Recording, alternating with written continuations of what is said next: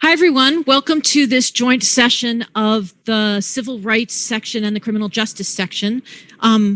We are really pleased to have you here. I have to say, it's all very mysterious to us who is here.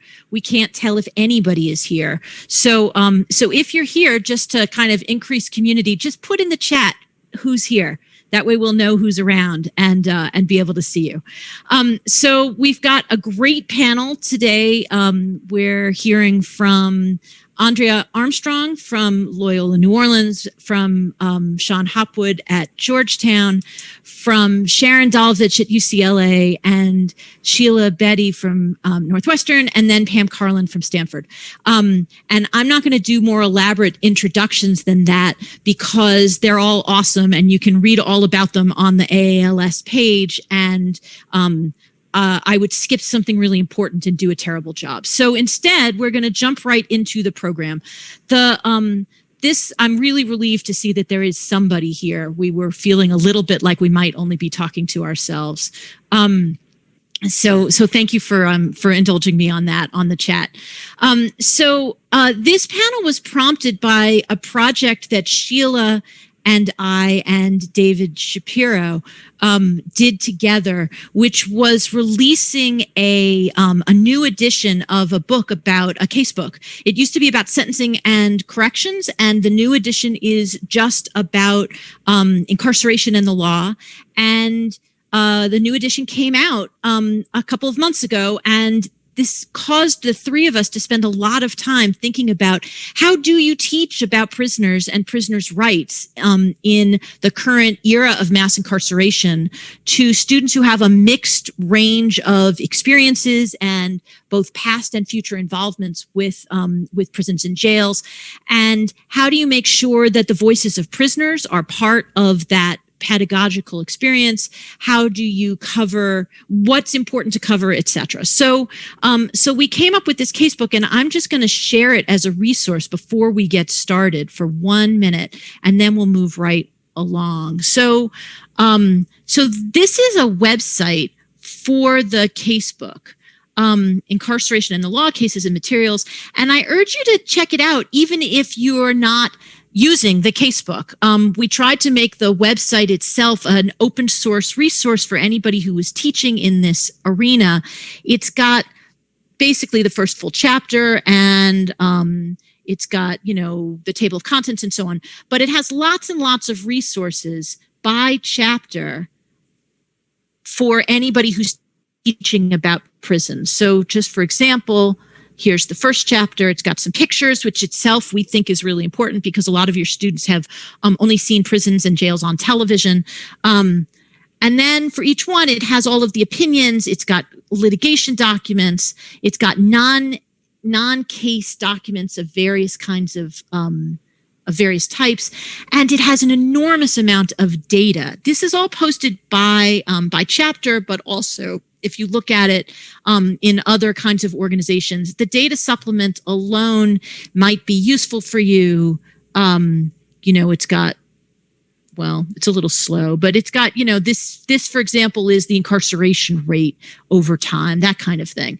So it's got a lot of stuff, and we're trying to keep it current by posting new things in between editions. It's also got some resources for students here, which Sharon has mostly put together, although she's not an author on the casebook. She's definitely the person who's responsible for this page.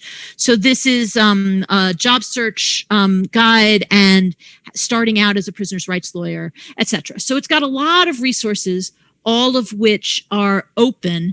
And on the first page, it has how you can buy the casebook if you want to buy the casebook for free if you're faculty, and for money if you're a student. Okay, so I just wanted to let everybody know that was there. There's an enormous amount of stuff there, and we really encourage you to use it, even, as I say, if you're not using the casebook. But then to move from that into something more substantive, let me close out the sharing of screens and turn things over to Andrea, who's going to talk about the way that she teaches about incarceration and the law in a fairly unique model. So, Andrea, floor is yours. Thank you so much. I'm really glad to be teaching incarceration now as a tenured professor. It wasn't necessarily a luxury I had pre-tenure. But now that I am tenured and can design whatever I want to teach, I decided to teach the area that I research, that I work with community in, and that I also do advocacy in. And so when given this opportunity, I kind of created something that I have found incredibly fulfilling, because we're all more than just researchers or teachers or advocates. Sometimes we really try to do all three. The other thing is that the students have just been amazing in this seminar. So I'd like over the next 10 minutes to share how I'm teaching it. And at the end, I'm going to invite all of you to come on in and to maybe do this yourself. And I've built a lot of resources. I've even secured some funding for any other person, professor, or otherwise, really, in another state who would like to try this project. So let me go ahead and share my screen so I can give you all the details. Okay, so I teach incarceration law. It's a one semester class, and I teach it through death data. And so what you're going to see here is basically, this was a project that I started a while back in 2014, and it was in partnership with a community organization. And we started documenting deaths in East Baton Rouge Parish Prison, which is one of the deadliest jails actually in Louisiana and nationwide. And part of the problem that we figured out is that people simply didn't know that deaths were occurring. Family members knew, but even family members were prevented from accessing certain types of information about how they died. They were often notified weeks after an actual death. And so we started collecting the information, and we produced this report. And that report has been transformative in supporting local communities in advocating for transparency and accountability for deaths in custody in that jail. And so the project started there, and what we basically found is that there is no local data source, right? There is no way for someone who was sitting in Louisiana, for example, which is where not only I was born and raised here, but also now where I work. And there was no way to determine which jails were the deadliest, right? If you were an advocate, how were you going to target which jails you were going to target in litigation or in terms of organizing? And so what we found is that the only data that was available was data from DOJ. And that data has lots of problems, but not to mention it doesn't break down for the things that we are concerned about.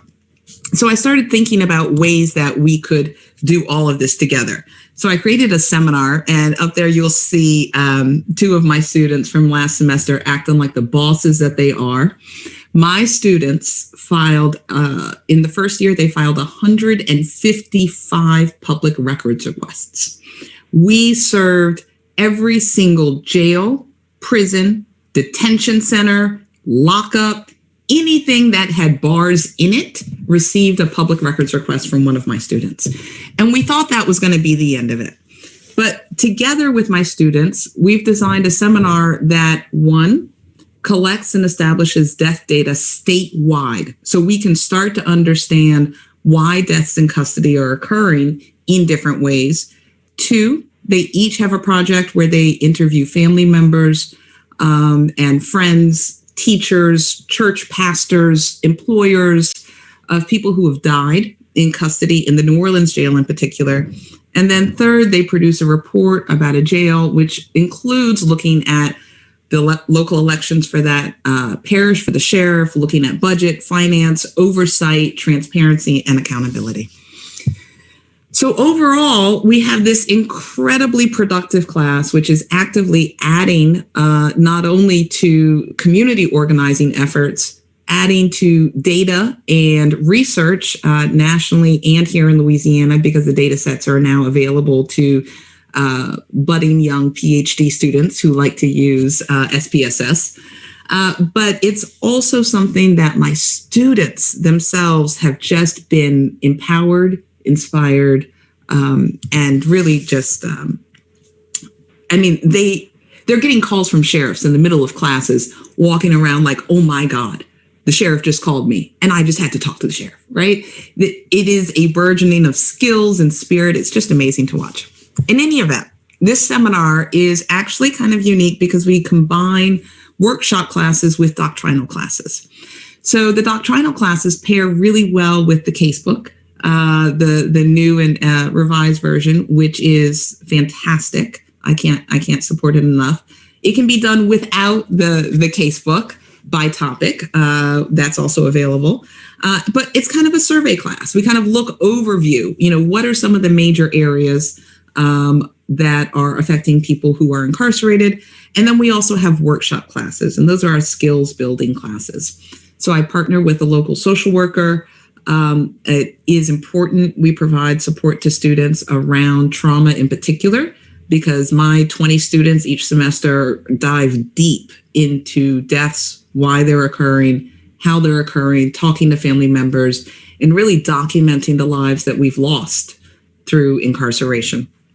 But they also work on interview skills. They work in teams. They can also, we do problem solving sessions. And so it's really just a skill set that I don't think we often see in law schools, but is something that the students seem to both really enjoy, but also use.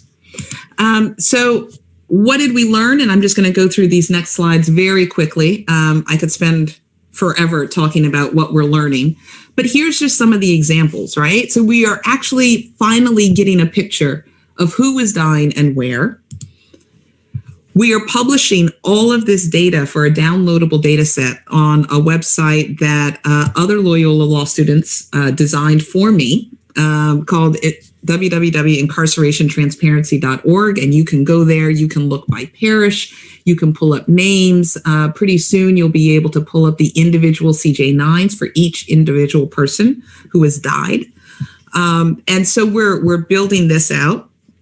And then we're also working with local partners. We're working with the Promise of Justice Initiative and with Voters, Voice of the Experienced, Vote, which is led by people who have been incarcerated and directly impacted by incarceration, to understand what's happening here, and to understand that the top 5 facilities that are killing people are not necessarily the ones that first come to mind, and may in fact be the places where resources are hard to find. We're finding out causes of death. So far, we've collected 835 total death records for a 5-year period. But what's even more interesting is we can then drill down. So we're also partnering with the Stop Solitary Coalition to talk about suicide in particular. And it's really showing us, in particular, I highlighted this 80 days. What we're seeing there is a DA can have up to 60 days to charge somebody here in Louisiana. They can sit for that long pretrial. And what we're seeing is that is reflected in the death data. Beyond that, students got to see a lot more. They've learned that different counties set different public records fees, right? One county might charge us 5 cents, another county will charge us $1 a page. They're working with local organizers. They're actually educating sheriffs on what the rules are and how they have to do it. And they've loved it. I can't tell you how often they come back to me and say, you mean I can file a public records request for anything? And I was like, because this is litigation by letter. And so they've really enjoyed doing this class. Last, I just want to plug the fact that we are developing this for export, right? So if you are interested in diving deep, or at least providing even a baseline around deaths in custody in your school, part of my work this semester is developing an exportable module, including funds for implementation. And so my name is Andrea Armstrong. Again, that's my email address. And if you are interested in getting any of these materials or in partnering on any of this work, I would love to hear from you. Thank you. Fantastic. Thank you so much. I sort of neglected, I was a little flustered because we'd had some technical difficulties right before we got started, and I got myself, messed up. I should have said a couple of things in introduction. So one of them is that the classes that you'll be hearing about today, we're going to post materials about, links to them and so on incarcerationlaw.com under a page that says for teachers. And so you'll be able to get links to all of those materials. The other thing that I should have said, and I'm going to share screens again just for 2 seconds. The other thing that I should have said is that the basic structure of the casebook, which you'll hear is used by some of the people who are presenting today, but not by all, is that there's an introductory chapter, and then there's 4 chapters on conditions of confinement, a bunch of chapters on civil liberties issues, access to courts, procedural due process, First Amendment, etc. And then there's a set of chapters on particular prisoner populations, on people of color in prison, on women prisoners, on LGBTQ, on disability. And then there's several chapters on litigation and remedies.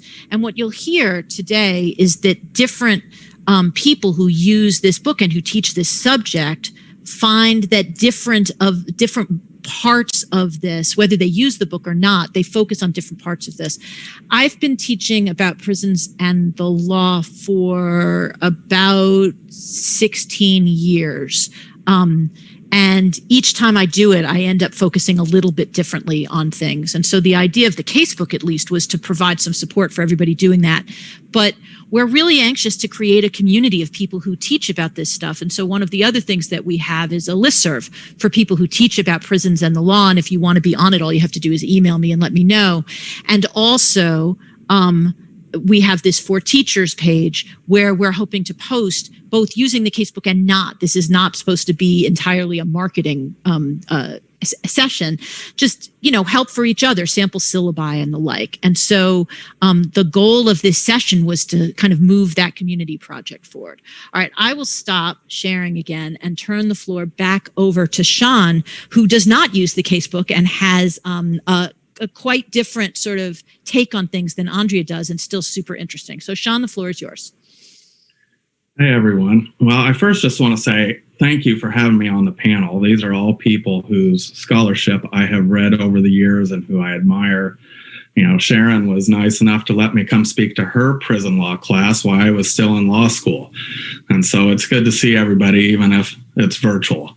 I teach a class called Prison Law and Policy every year. I get between 55 to 75 students, which is always just amazing to me. And it's interesting, the students that take my class. Lots of people who want to go on and be public defenders and lots of people who want to go on and be prosecutors, of course. But I also get, and every year I don't know why this happens, a fair number of students who are going to big law firms in New York and Washington, D.C. And so I usually start out the class with Professor Dolovich's Why Teach Prison Law? Only I reverse it on the students, and I want to explain to them why they should want to take and study prison law and why it will be of value to them long after law school.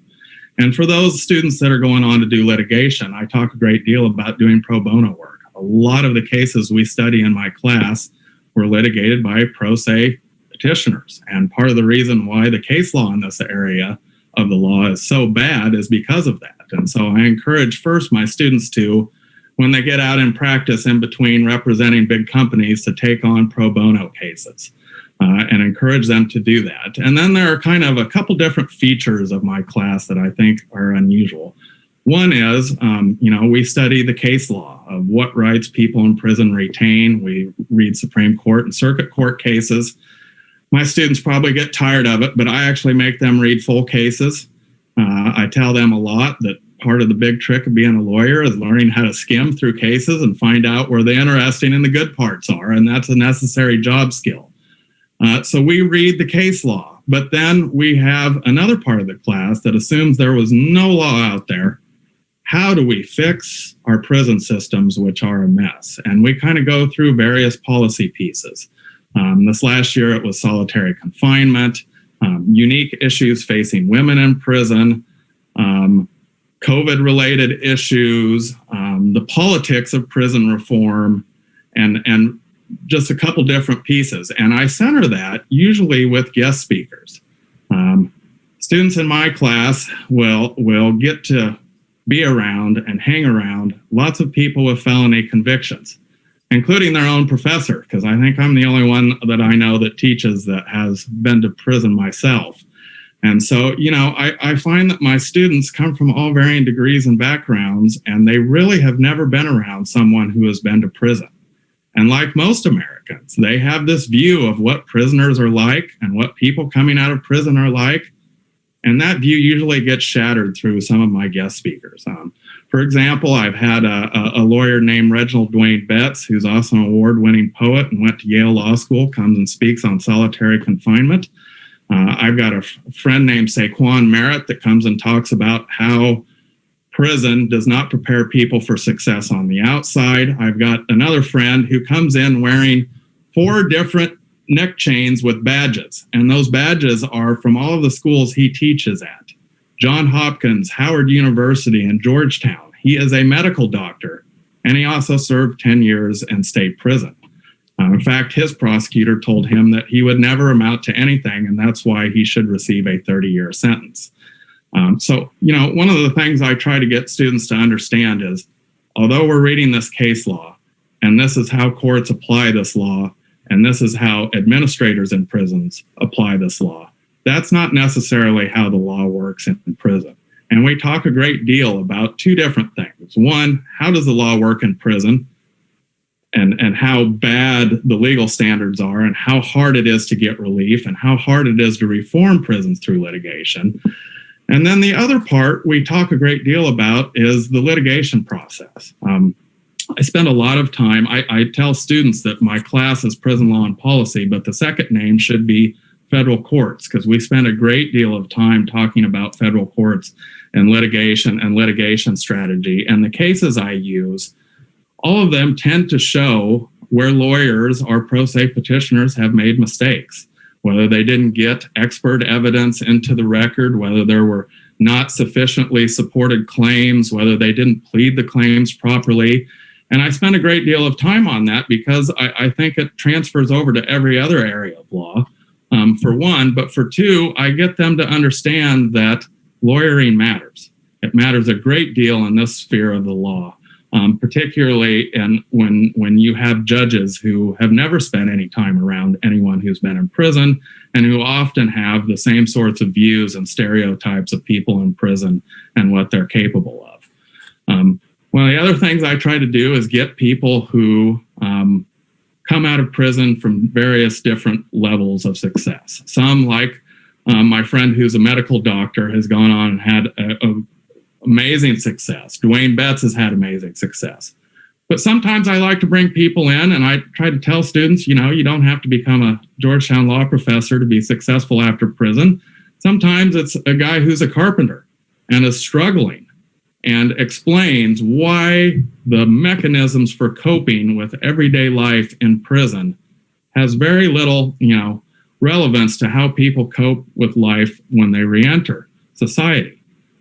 For one example I use a lot, and at some point I think I'm going to have my wife come talk in class, is about how when you're in prison, confrontation and escalation is the norm. And how when someone's been trained to deal with conflict by escalating things even further, how that doesn't work very well, especially when you get out and get in a marriage or a relationship or some sort of a relationship where you actually have to do things a little bit differently than you did in prison. And so, I tend to ground my class in the voices of people that are incarcerated because I want people to experience that. Many of my students have, although I'd tell you that more and more students these days, in part because the criminal justice system has gotten so big and mass incarceration has gotten so big, more and more students these days have someone in their close to immediate family who's been to prison or jail in their lifetime.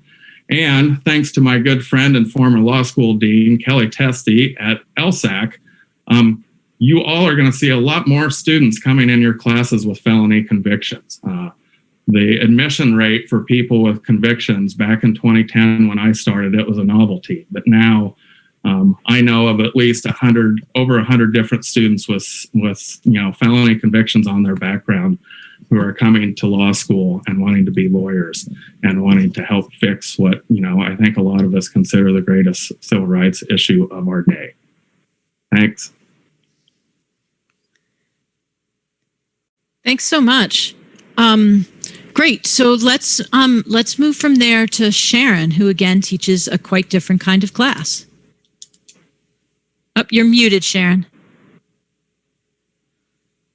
My bad. Hang on. There you go. So thank you. Let me just start by thanking Margot for putting this panel together and inviting me to participate. I also want to really congratulate Margot and David and Sheila and Lynn Branham for this wonderful update. I've used this casebook for a long time in my teaching, and I'm very excited that this semester I'll be using the new book.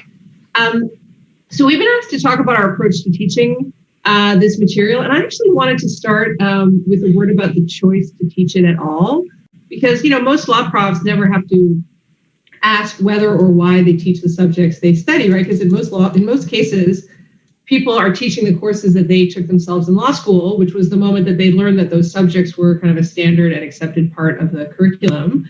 But this is actually very far from the experience of those of us who teach and write in this area. Certainly, there were no prison law classes when I was in law school in the late 90s. And I should say this is one of the reasons that makes me so grateful for Lynn Branham's pioneering work and for her casebook. Because when I started teaching this in 2000, it was very hard to even convince my dean that we should have a class called Prison Law and Policy. And then there was this casebook I could point to say, look, this actually, if there's a casebook, we can also have a class. So I'm very grateful to Lynn Branham for that. But the general point that I wanted to make is that most of us who teach in this field had to make a conscious choice, to deviate from the received wisdom as to what belongs in the curriculum. In fact, we just heard from Andrea that she sort of dove into this really creative and important teaching approach after tenure. So in 2012, as Sean mentioned, I published this essay about, my reasons for teaching the class.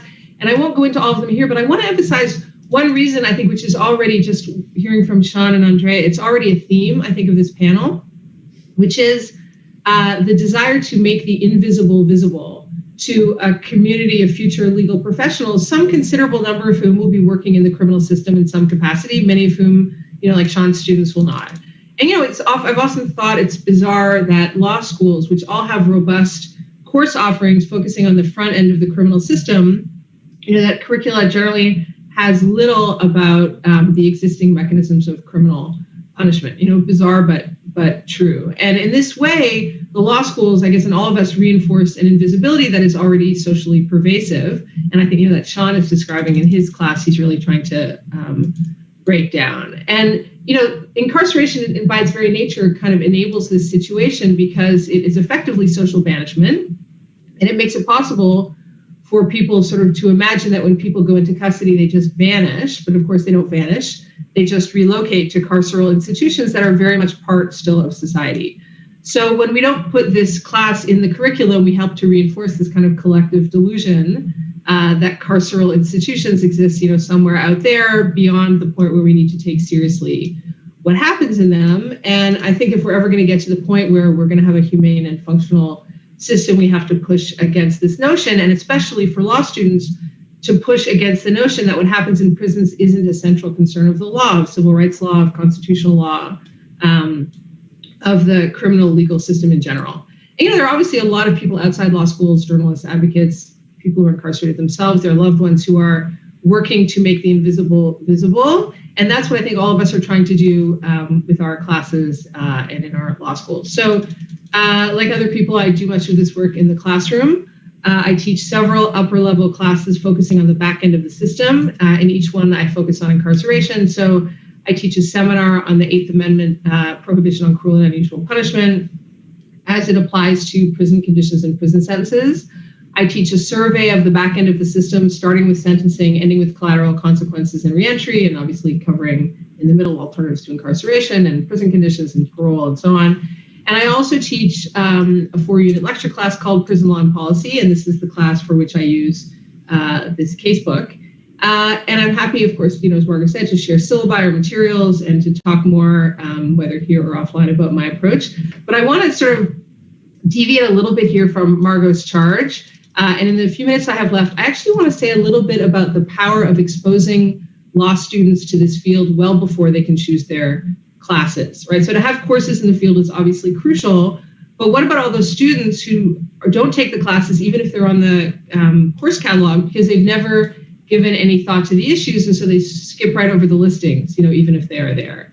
So, part of the mission of making the invisible visible in law schools is getting into the curriculum. But another part is getting students to think from the get-go that this is a field that they might want to consider after they graduate, or at least to see this as a set of issues that they will want to know about and engage with whatever career path they choose. So I want to just take a couple of minutes and describe an exercise that I use on the first day, not of my prison law class, but of my first year criminal law class, which I generally teach in the fall semester. So I get them in their first week of law school. And of course, 1L criminal law focuses on what makes a crime. So actus reus, mens rea, defenses, and so on. And of course, I teach that material.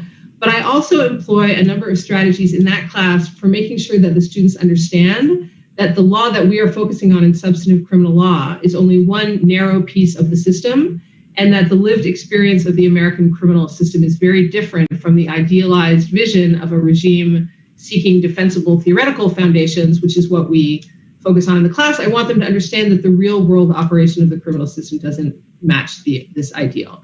So one of the things I do is on the very first day of class, and the first thing I do is I draw this horizontal line on the board that I label the criminal legal process, and at the far end, I T0, I put a killing, so A kills B.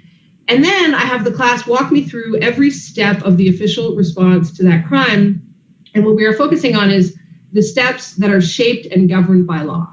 So the goal is for them to leave the exercise with a sense of the full reach of the law governing the criminal system, partly so they can see what narrow piece we're going to focus on in the semester, but also so that they can just get a feel for the full reach of the law for all the ways that law operates in this vast space. So, they've all seen the TV shows, they've all watched the movies, they know this stuff. And so it doesn't take much prodding for us to move quickly through the several steps of investigation, arrest, pretrial, trial, verdict. So when we get to the verdict, and I say, okay, I assume the person is guilty, they're usually a little stumped and they need a little bit of prodding to get to sentencing. And then after the sentencing to get to the appeals. But then I ask, okay, what comes next? Where does the law go? What does the law do once the Supreme Court has denied the final appeal? And then they get really quiet. And at this point, I usually remind them that, remember on our facts, somebody killed somebody, now they've been convicted of murder. And then, of course, at this point, proving my point about the invisibility of the law governing the carceral experience, when I ask them where the law goes next, usually someone says parole. So in other words, the exercise demonstrates that the prison is the perennial black box, and those of us teaching in this space have our work cut out for us. And then, of course, I spend some time talking about the law of the prison, and we deconstruct the law at the back end of the system. Now, in fairness, this conversation typically happens in the first week of law school. And at UCLA, at least, which is where I teach, whether or not students ever take another criminal law class, by the time they get to 2L, everyone is well aware that the law of incarceration is a thing. And this is because, in addition to the curriculum that I mentioned, we also have a rich programmatic presence at the law school around this set of issues. So in 2014, I launched the UCLA Prison Law and Policy Program. We do a bunch of things. Every semester, we have a robust speaker series. We also host conferences, and we advertise various opportunities and initiatives for people who want to learn more about any issue related to incarceration, or actually anything that happens in the shadow of incarceration. We have a big tent with a large penumbra. And much more recently, so we've had the prison law program in place for some time. And at the start of the pandemic, I launched what has become the UCLA Law COVID-19 Behind Bars Data Project, which actually has a lot of synergy with what Andrea just described. So Andrea, we're going to have to talk. So these two initiatives actually go nicely together, because the prison law program keeps issues related to incarceration in the front of the whole law school, whether or not they take the classes.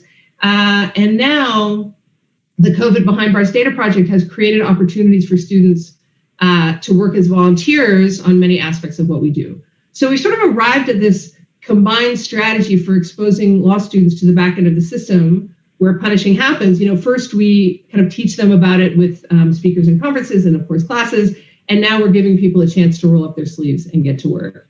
And my hope is that once people are exposed in all these ways, many will find themselves bitten by the bug and winding up making this their life's work. So that's, and of course they don't have to make it their life's work for the project to be a success, because at least they know about the issues and their importance. Okay, so with that, I will turn it back over to Margaret. Thanks, Sharon.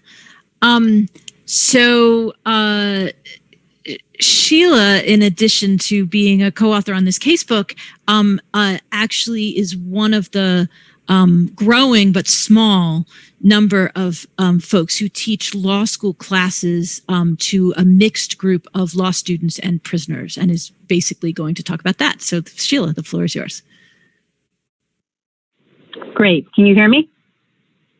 All right. Okay. I am going to share my screen. I am so happy to be here with you all, and really excited to kind of pick up on this theme of making the invisible visible.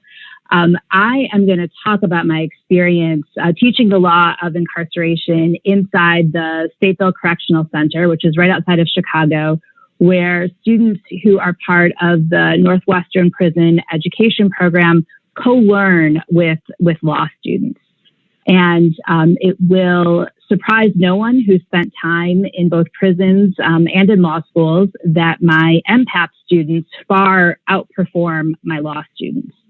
And, you know, there's a number of reasons for that. One, the maturity of my MPAP students, the relevance of the material to their lives. I mean, this is not some sort of abstract theoretical concept to them. This is what they're living and breathing every day. And then, of course, it's sort of demonstrated by Sean and the folks that he mentioned to come and speak to his class. There are thousands and thousands of brilliant minds who are locked away, and that's one of the real horrors of mass imprisonment.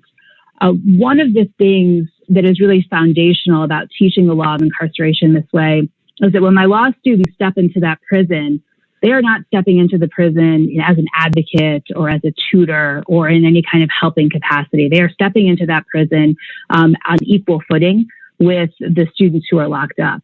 And they have the same assignments, same expectations, same amount of reading, same professor who thinks she can make corny jokes and make their, complaints about the readings go away. And I've heard both from my incarcerated students as well as my law students how important that is, how important it is to sort of set that baseline of my incarcerated students and the law students really being on equal grounds. And the reality is, for many of the reasons that Sharon discussed, the incarcerated students are sort of far more advanced when it comes to real understanding of the law of incarceration, because it's not something that my students who are generally second and third year, a lot of third year students have any exposure to but before they come to me. So, all right, so that's a little bit about the program, and I'll talk a bit about the sort of the material, what exactly we are, what we're going through. Let me see, for some reason,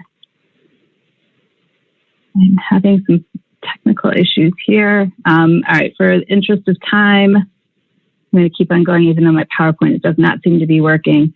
Oh. All right, let me see. Okay, so the class is called Violence Reduction and Systems Transformation, which is, a mouthful. And the title, frankly, is a marketing job to allow the Department of Corrections to let me teach this class. So we don't call it, prisoners' rights. We call it Violence Reduction Systems Transformation. And that is the lens through which we're looking at the law of incarceration. We're really looking at how does the state respond to violence, and identifying violence sort of writ large, looking at incarceration itself as an act of violence.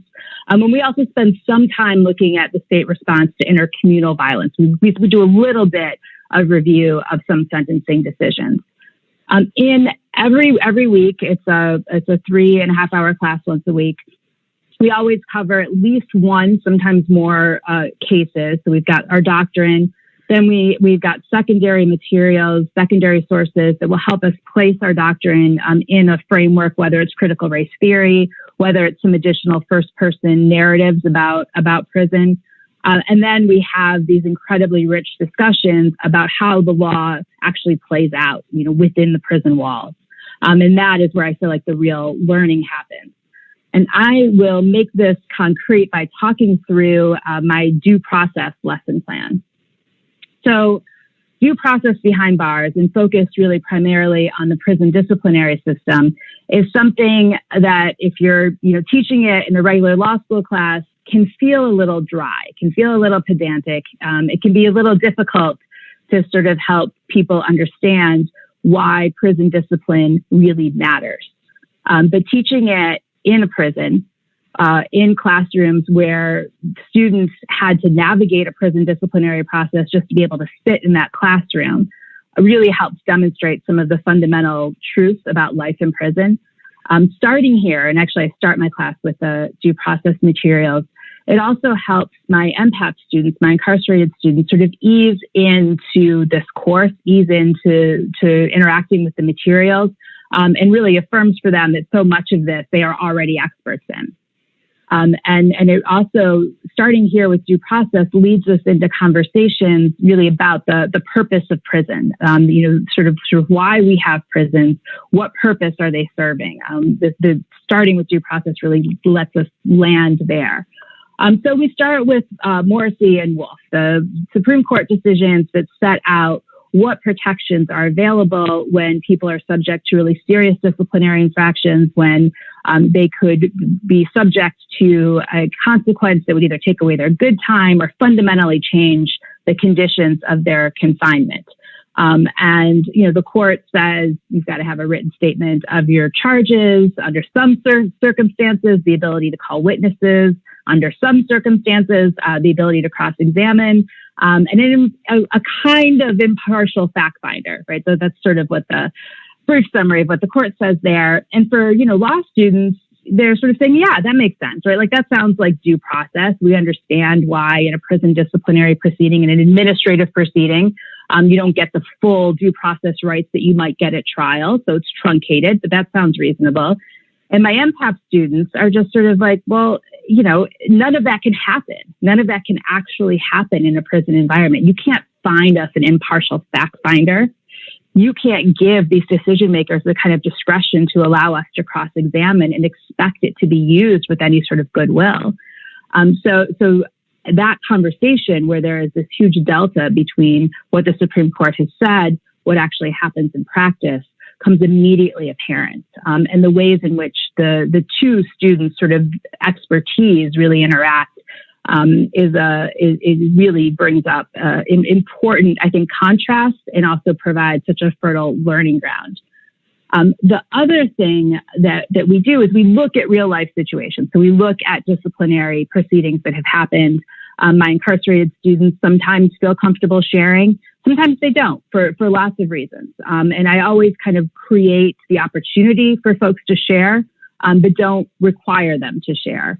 And one of the great things about the resources that we have on incarceration law is that I can bring in examples. And here is one of my favorite examples to talk about the disciplinary process. So this is an actual disciplinary ticket where an individual who was locked up got a ticket for threatening an officer.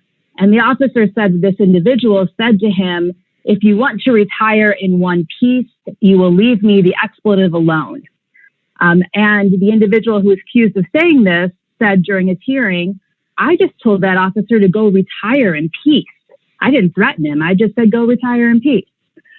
So that conversation about both power in a prison environment, about the burden of proof in these disciplinary proceedings, about interactions between folks who are locked up and their officers also leads to really important conversations about issues that the law itself, that doctrine itself just really can't touch.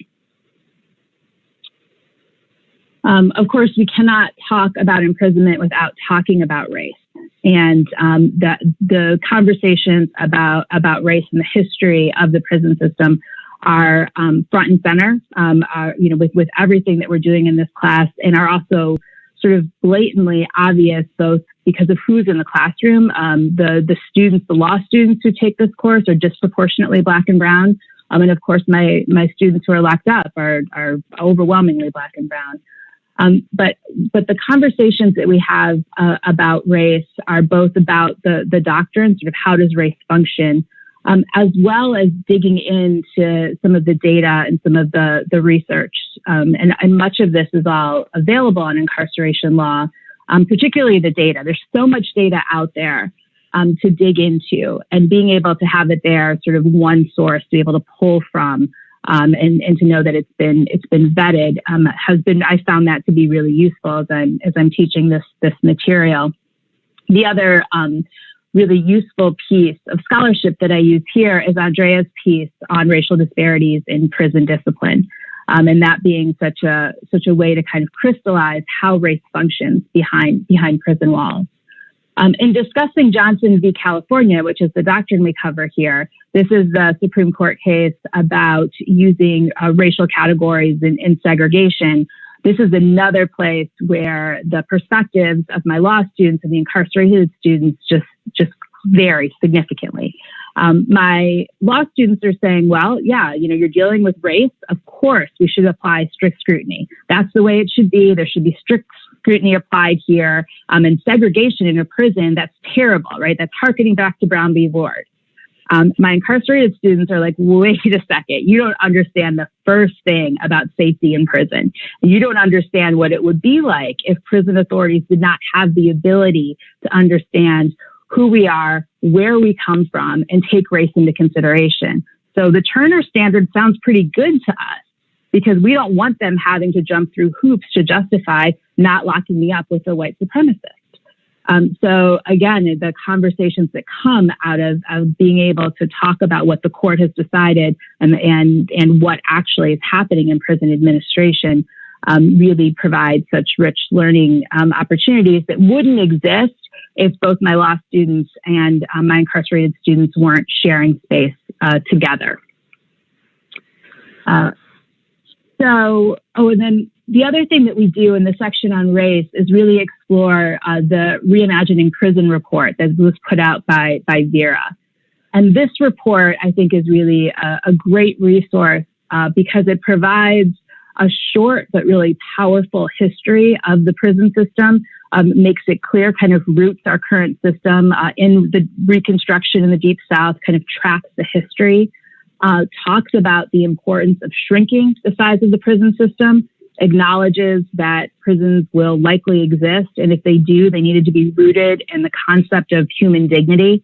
So the conversations about what prison would look like if the idea of human dignity was really an animating principle and how different that would be also provides us with an opportunity for students to bring their various expertise and backgrounds and really kind of imagine the way my incarcerated students' lives would be so different were Vera's recommendations implemented.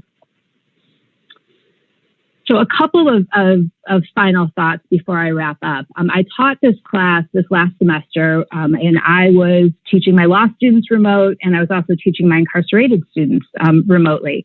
My law students were over Zoom, and my incarcerated students were participating in the course through correspondence. We couldn't get the technology to work, so we had to write letters back and forth. I had to send them written feedback. It was far less than ideal, the kind of really beautiful, powerful learning moments that, really fuel me and motivate me, didn't happen at the same level. But still, there was this exchange of experiences and expertise that was really powerful. And I created prompts for my students to exchange reflections every week. And they were able to really dig into the material to share their various perspectives. And I think it was far more effective than it would have been had I been teaching my law students without the perspective of folks inside. So if anybody is interested in teaching prison law and is interested in taking a look at some of these prompts, I know that there are folks locked up all over the country who would be interested in corresponding with law students, sharing their expertise. I would also be really interested in talking to folks about how a process like that could ensure that the people inside could benefit from participating in that. People are really anxious to get things like certificates showing that they participated in programs. You can make something up on your computer and give it to folks that they can use for parole eligibility, and so there are ways to develop those kinds of exchanges, even during the time of COVID when we can't be in person, that can be really meaningful for folks who are locked up, as well as your law students.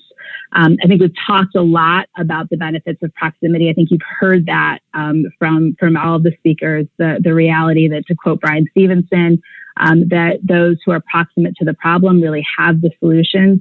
And that is the principle that really guides my students' final projects, where student teams of 2 law students and 2 incarcerated students work together to develop policy projects to address some aspect of violence, whether it's violence that happens at the hands of the state or intercommunal violence. And the policies and the proposals they come up with are so rich because of the different perspectives that they bring, and because of so many of the resources that we're able to draw on from our website. So I will end there. Great, thanks so much. So when I teach prisons and the law, I think of it as a combination, advanced con law class, kind of an applied Fed courts class, a statutory interpretation class because of the PLRA, the Prison Litigation Reform Act, and with some law and society stuff thrown in the mix. I find that really fun. My students, I think, find it really gratifying, even if they didn't come in with a particular commitment to ending mass incarceration. Pam's approach to all of this is explicitly in that context. And so she's going to tell us about teaching about prisons in a class that's on civil rights and civil rights litigation. So Pam, the floor is yours. Thanks so much. And it's just a pleasure to be here with so many people whose work I admire so greatly. I'm actually going to start with a statistic and a discussion of how I teach about prisoners in a different class, which is, here's the statistic for you. In 1870, the 15th Amendment to the Constitution enfranchised roughly 1.1 million African-American men. That's what the census tells us was the number of African-American men over the age of 21 in the United States. Today, we disenfranchise more African-American men than that because they've been convicted of a crime. And in the class I teach on voting rights, I spend a fair amount of time on offender disenfranchisement and reenfranchisement. And I'll be spending more of it now that we've had this amazing series of cases coming out of Florida's Amendment 4 for several different reasons. One is because it's an important issue on its own terms, and it's an important issue for questions about racial justice. But it also allows us to talk comparatively about the fact that no other country in the world, no other advanced democracy, disenfranchises people simply because they're incarcerated. So you can talk about the decision of the South African Constitutional Court or the Canadian Supreme Court requiring that even prisoners be allowed to vote. That also allows us to talk about where prisoners would vote if they voted. And it allows us to talk about prison gerrymandering, which allows us an entree into the idea of one person, one vote and what that means. Talking about this also allows us to talk about textualism versus other forms of constitutional interpretation. And so talking about the fact that in the United States, there are millions of people who can't vote because of a criminal conviction is a lens into a huge number of the issues that we would otherwise talk about. So one of the things I want to encourage you to do is to think about how you can integrate discussions of corrections and prisoners' rights and the lives of people who are incarcerated into virtually any class. I mean, I'm sure there are some that you can't. There's probably some like commercial transactions course where the only connection is there are some people currently incarcerated because of illegal commercial transactions. But for an awful lot of classes, you can do this and it's really useful. I'll also say just incidentally along the way that in the clinic that I teach in, we often represent people who are incarcerated, either people who are challenging the conditions of their incarceration or people obviously who are challenging their convictions. And the opportunity for students to meet with and to try and explain the law to people who are incarcerated is a tremendous opportunity for them to actually see the ways in which both the law affects the lives of the people who've been convicted, but also how prisons themselves make all sorts of client contact more difficult than it would otherwise be. And so Andrea's class interested me greatly because, of course, those things are connected in a really important way, as with Sheila's. So let me turn now to the constitutional law and litigation class that I teach, which is basically a class about Section 1983 Bivens and related statutes. And here, the teaching about prisons and incarceration comes in at least 3 places in the class. The first is that it comes in talking about Monell liability, because the foundational case for policy through inaction, the City of Canton against Harris case, is a case about somebody who was denied medical attention in a local jail. And talking about how the court's entire creation of this doctrine is inflected by the fact that many of these cases arise in a prison setting is a tremendous opportunity to talk about how mass incarceration doesn't just affect the people who are incarcerated. It doesn't just affect the people who are incarcerated and their families, but it affects the rights of people far removed from that, so that failure to train claims and the deliberate indifference standard that's used for failure to train claims comes out of a carceral setting and then is applied to the failure to train people in non-carceral settings as well. And so it's really useful to get that on the ground. The second place where this comes in is when I talk about exhaustion and other doctrines like that. The Prison Litigation Reform Act, I always say to the students, it's not a prison reform litigation act. It's not an act about prison reform. It is about, quote unquote, reforming litigation, and almost entirely in a way that makes it more difficult for people who are incarcerated to vindicate their rights. I would say most years, the case that upsets my students the most in a way is Porter against Nussel, which is a case in which the Supreme Court says that prisoners have to exhaust prison systems before they can bring their constitutional damages action, even if it is literally impossible for them to get any remedy out of the prison system. And then when you add on to that the requirement of complete exhaustion, I think the students find this absolutely baffling and amazingly frustrating. And it gives them a sense, I think, of just how difficult it is to have an exhaustion system and why that would be a terrible idea for Section 1983 generally. I also talk about some of the other aspects of the PLRA, for example, the requirement of physical injury in order to bring a claim for emotional damages. And we talk about the disagreement in the lower courts over what that means, for example, for free exercise claims and the like. I talk about it with regard to attorney's fees and how this drives lawyers out of doing prisoners' rights cases into other kinds of cases. But the third area that I talk about is structural reform litigation. And here, the book out of which I teach, which is the book on which I'm a co-author, which is just called Civil Rights Actions, devotes a fair amount of space to talking about how structural reform litigation came to prisons and how it has been essentially shut off in recent years. The most interesting ideas here, which I think backwash into our discussion, for example, of school desegregation cases and the like as well, is the idea that John Jeffries, who was the primary author on the book and from whom I learned the civil rights litigation class, and then Darrell Levinson call remedial equilibration, which is the way in which remedies and rights are interactive. That is, the decision not to offer a particular remedy then leads to the decision not to recognize an underlying right. It's kind of the flip side of Larry Sager's famous work on underenforced constitutional norms.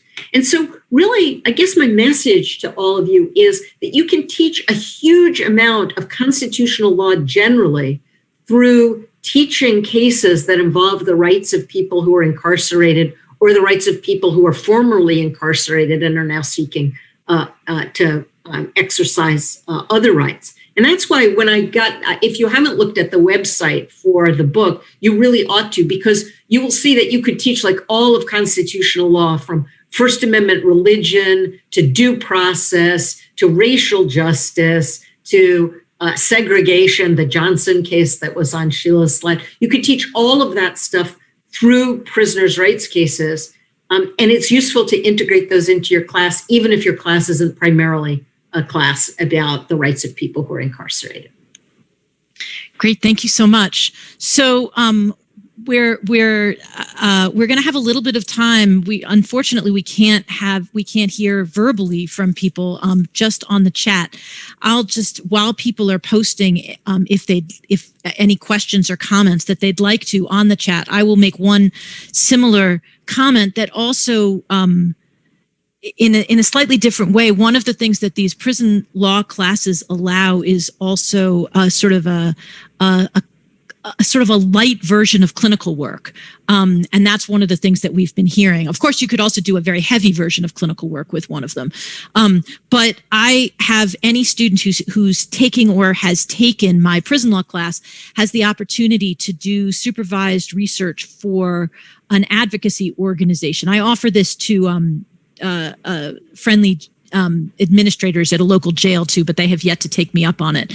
But advocacy organizations take me up on it all the time, and they have law students write memos on various research, and it's a way students have done some really interesting, like less intense than a clinic, but applied versions of some of the stuff that they learn, and that turns out to be a very useful kind of a bridge that can be built from the class to other things.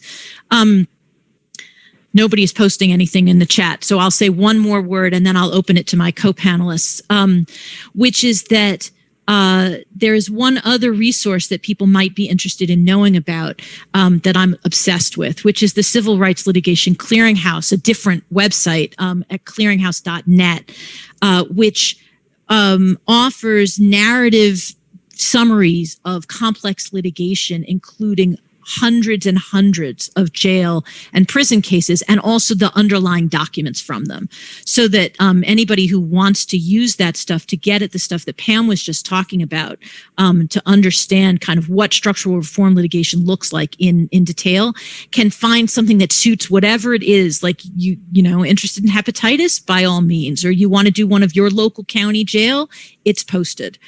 So you can use that stuff in a prison class. You could use it in something else too, but we're particularly rich and deep on prisons. All right, so I am now looking. No one has posted anything in the chat, so let me open this up to, if the tech people will put us all on the panel together, and let me open this up to my co-panelists. We did get one question from, I'm not sure from whom, but it says, I'm wondering the extent to which any of the panels cover issues specific to juvenile incarceration in their teaching and writing. So I mostly don't, the tiniest bit, but I mostly do not. So does anybody? And then there's another question posted about prison visits and benefits and drawbacks, which I think is really interesting and we should talk about. So juvenile incarceration and prison visits. I'll just say very quickly, Margot, like you, is a very small part of, it comes up very rarely in my class, the juvenile justice piece.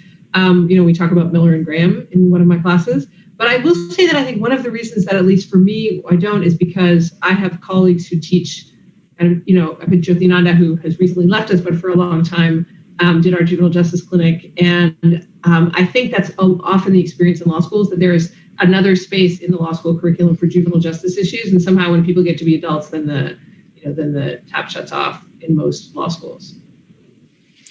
So prison visits,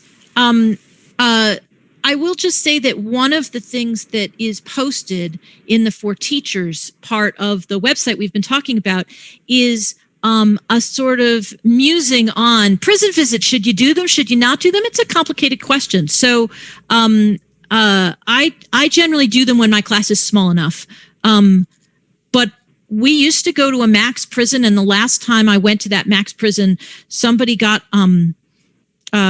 they got a little upset about the group coming through, and it ended up in a cell extraction and an extended period of segregation for that guy. And we don't go to that max prison anymore. We go to a direct supervision jail where things are lower key and calmer, and where we are less likely to do harm. So that's, I have a lot more to say about that, but I think let me ask the panelists instead. It's a subject that's fraught with danger. I was close to having all of my students one year go into the maximum security prison in Hazleton, West Virginia.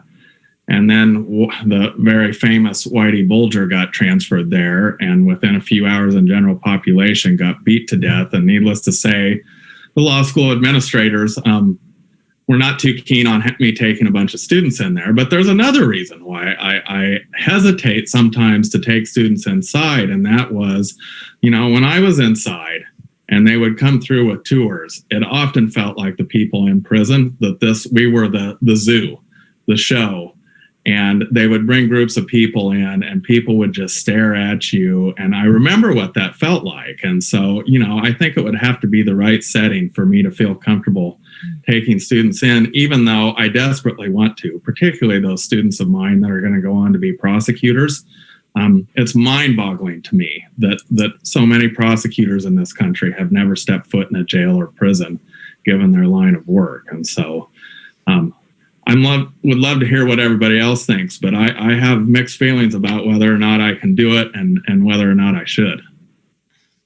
Yeah. So I agree with the mixed feelings. I before COVID, at least, take not only my incarceration law students, but I take my large Con Crim Pro class. I divide them up into groups of 20, but that often means that we're doing 4 or 5 visits kind of in a month. I think it has to be intentional. I think there have to be very frank discussions about, this is not a zoo. This is somebody's involuntary home. And you act like your grandma raised you better, right? And so we have those very frank conversations. There are some other frank conversations with the officials who are running the facility that they can't also just parade us through, but that we actually have to have an opportunity to meet people, to talk to people, to ask for their wisdom, their experience, their advice for new law students. And I also find that being present can have an impact on situations that are occurring within these facilities, right? They are hidden structures. They are deliberately invisible. But I can't tell you how many times we've been in facility and seen someone desperately in need of care who was not receiving care, and the person who was with us was clearly and obviously kind of embarrassed, right? And suddenly somebody paid attention to that person. And so I am actually a pretty strong proponent of it, but only with the intentionality and thoughtfulness. And I think that includes which spaces of a facility you visit. So we usually do not end up in the solitary section for those particular reasons. But again, more thoughts, and I'd love to also hear about the rest of y'all. Yeah, I was going to say, I make prison and jail visits a regular part of all my upper level classes and sometimes my crim class if we can manage it. And I share all the ambivalence that Sean and Andrea just put on the table. My big concern, speaking of making the invisible visible, is not, so there's a cost, and I think, Andrea says it exactly right. You need to be intentional, and the students need to be, sort of primed in advance to think about where they're going and what it's going to mean for the people that they're going to interact with inside. But I feel like this is a rare opportunity because, for whatever reason, prison and jail administrators seem willing to let students in, unlike other members of the general public. It's a rare opportunity for people who wouldn't otherwise see what happens in a public institution that is supposed to be run in the name of the people, see what goes on inside. And of course, it's often transformative for people's perceptions and understanding of the meaning of incarceration. And I think it probably does more than anything to transform people's orientation towards the set of issues, even if they're going to be prosecutors, as Sean said. So I feel strongly that it's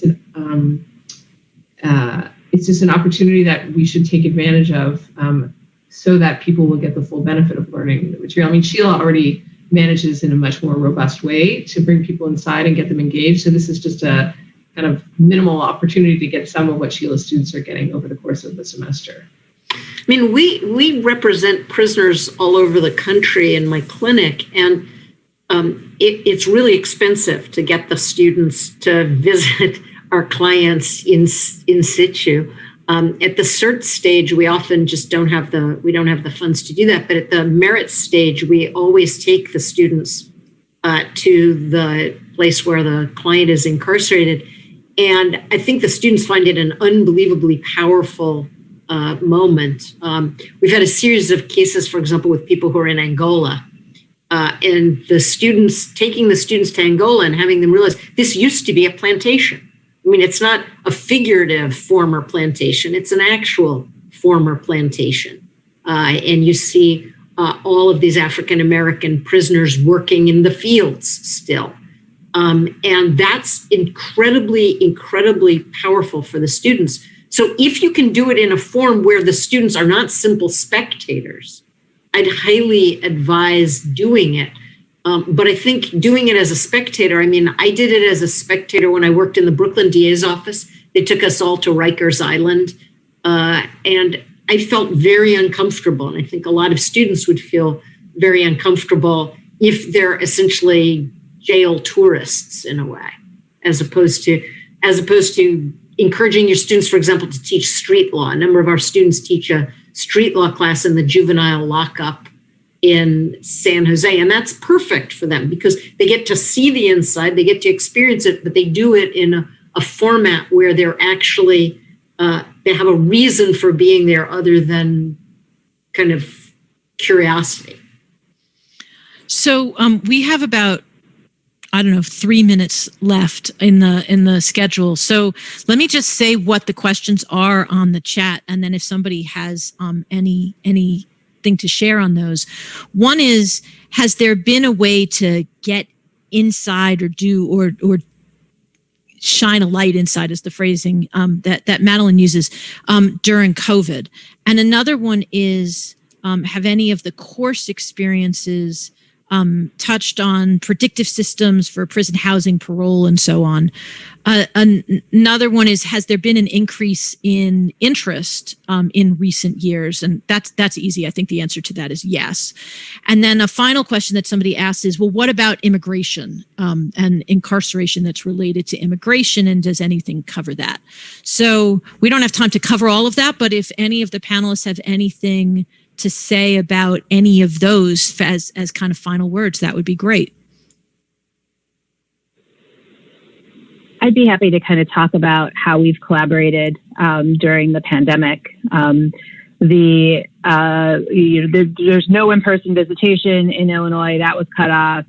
The last place I actually was before we were shut down was inside the prison on March 11th, 2020, teaching my class. And so we haven't been able to be there in person. But what we have been able to do is get the department to agree on a process where I'm twice a week am able to send materials into the prison, and my students are able to send information to me.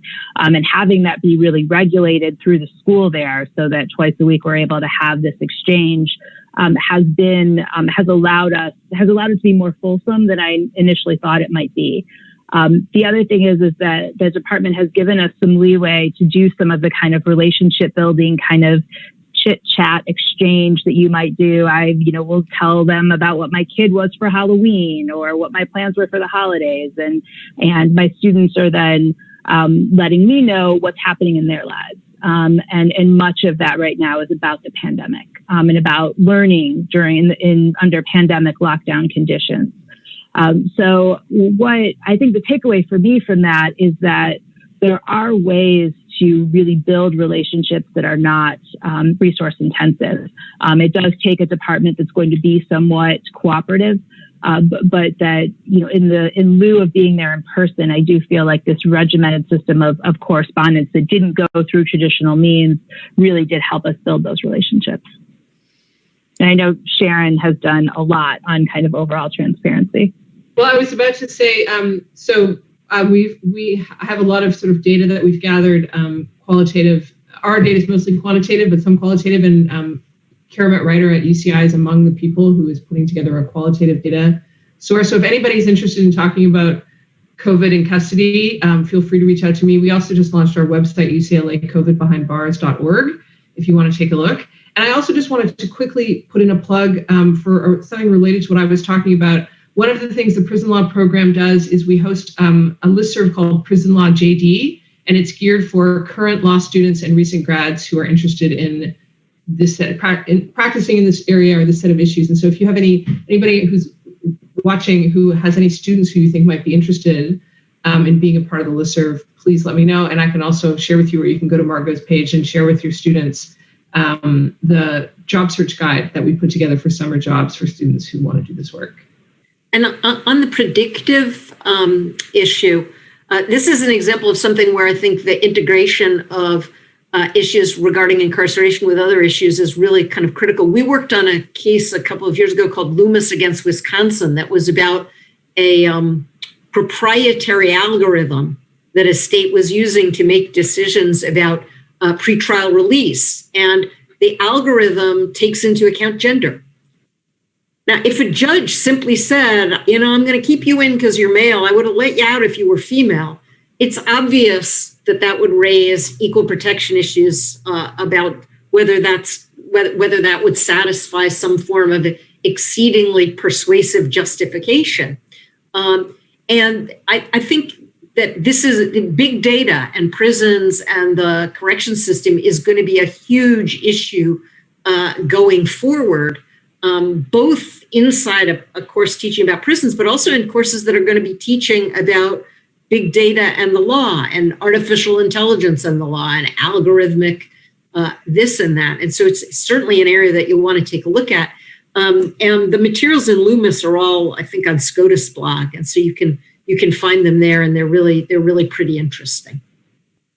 So great. The ticker is counting down. We have 45 seconds, I think, until this all shuts down. So let me close by thanking our panelists, and again by repeating that if anybody who's participating in this session, attending this session, wants to join the listserv of people who teach about prisons and the law, just shoot me an email at mschlan@umich.edu, but it's in the chat. You can see it there.